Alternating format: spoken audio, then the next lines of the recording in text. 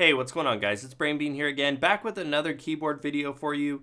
Now, if you caught my unboxing video, you'll know kind of what's going on here, but for those of you that are just catching up or just checking out this video alone, as of today, Razer released a new line of products. Now, this is sort of meant to be their more accessible or budget-friendly line, if you will, and this is comprised of the newly revised Razer Blackwidow, the Razer Krakens, which have also had a bit of a revision, and the Razer Basilisk Essentials mouse.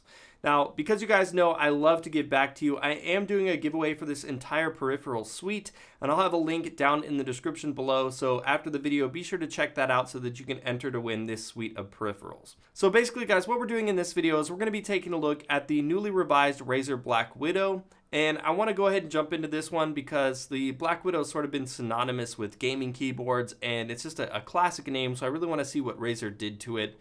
So with that, let's go ahead and check this thing out.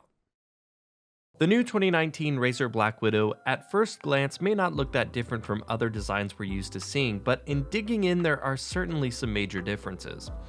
As is tradition around here, starting with construction and design, the board is a 104 key mechanical keyboard.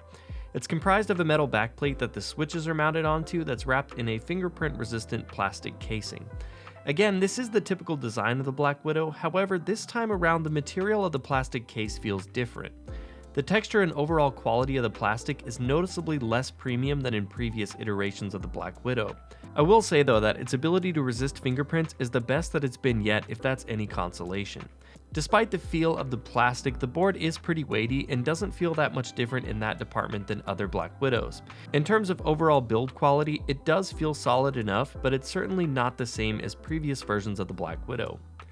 In terms of branding, there is an illuminated Razer logo at the bottom of the board, and there is some non-intrusive Razer branding above the number pad. When it comes to the lighting, the Blackwidow will give you the same experience that you're used to having with other Blackwidows. The lights are controlled via Razer Synapse, so you can expect the same in-game integration with games like Overwatch, for example, which is always fun, and the ability to create up to 5 custom profiles that you can save directly onto the keyboard is something that you can do with this version of the Blackwidow. You do get the full power of Razer Synapse with this board, and Synapse allows you to do a whole lot with the lights. It offers a good amount of presets that you can use to layer to create some elaborate profiles if you just don't quite feel like fully diving in and making your own custom effects. However, if you really want to dive in with the Chroma configurator, the options are almost endless as to what you can create. The lights themselves look nice and vibrant, as we've come to expect from Razer. There is a white backplate behind the switches, which allows more light to reflect around the keyboard and back up at the user, creating that classic Blackwidow lighting look around the keys. Now, I've always liked this, and I'm glad that they kept it with this version. It just makes for a much more dramatic look to the lighting.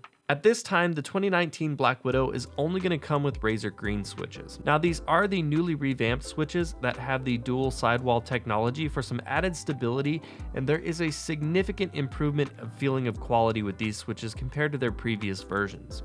They offer a snappy, crisp tactile click that feels great to type on, and the sidewalls do a really good job at reducing the key wobble. Razer switches have come a long way since they started manufacturing their own a few years back, and it's nice to see them going back and improving release after release.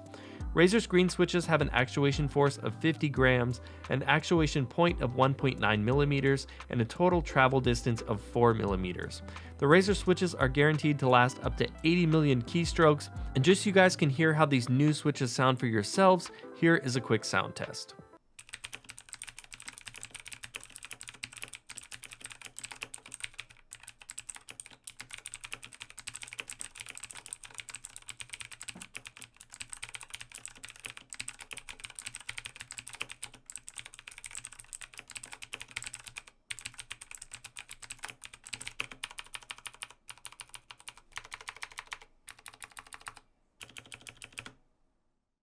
The keycaps on the Blackwidow are the same ones that you'll find on just about all of Razer's keyboards after the release of the Blackwidow V2. They have the same clean font, which looks nice. Now, unfortunately, that does mean that all the secondary characters on the board are still not illuminated. Normally, this wouldn't surprise me, as it's always sort of been the case with Razer keyboards. However, after seeing the new Razer Blade come with translucent secondary characters, I was kind of holding on to a little bit of hope that we would see it with this board. It just makes working in the dark a little bit easier to be able to see what's on every key. The cable on the Blackwidow is nicely braided, and the underside of the board has 5 rubberized pads to help keep the board in place during use. I do like that they added 2-step extendable legs on this board that are also rubberized to give you plenty of options for positioning the board comfortably. You'll also find a cable routing channel underneath the board to help you keep your cables just a little bit more clean. In terms of extras, as you might expect with this being the entry-level Blackwidow, there's not a whole lot to be had. There's no included accessories, so no wrist rest or even a simple keycap puller. I mean, come on guys, please just throw in a keycap puller. There's no dedicated macro keys, which used to be a staple of the Blackwidow, which is a little bit of a bummer for me, as I guess I'm kind of just old school like that. I just like tangible keys. However, the board does support Razer's Hypershift technology, which means that you can make any key on this board a macro key.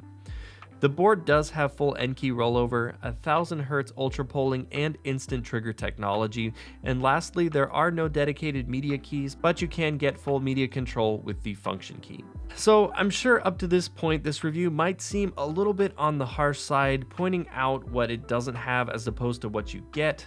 And I suppose just trimming down a board like the Blackwidow after it's been known as the flagship for Razer for so long is just kind of a difficult change to recognize.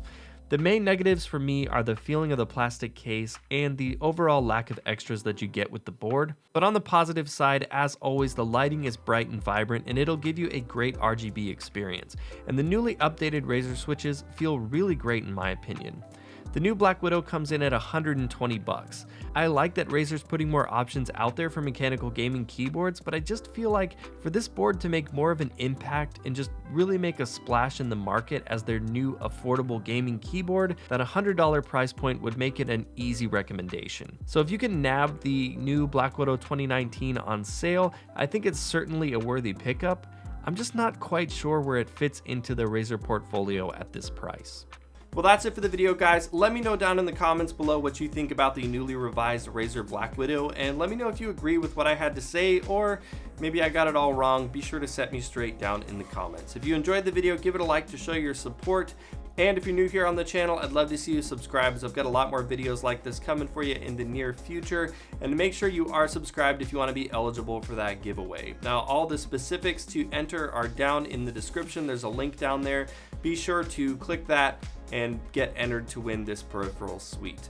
But as always, guys, thanks so much for watching, and I will see you in the next one.